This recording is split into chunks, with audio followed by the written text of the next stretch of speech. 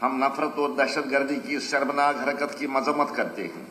जिसने पूरी इंसानियत को झंझोड़ कर रख दिया। हम ऐवान की तरफ से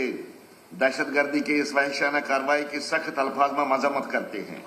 और मुतवफ़ीन के खानदानों के साथ पूरी यकजहती का इजहार करते हैं और इंसाफ, मजबूती और भाईचारे के जज्बे को बरकरार रखने के लिए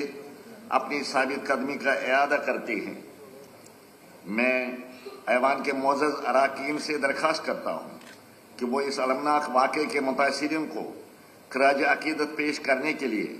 अपने अपनी नशिस्तों से खड़े होकर उनकी याद में 2 मिनट की खामोशी अख्तियार करें।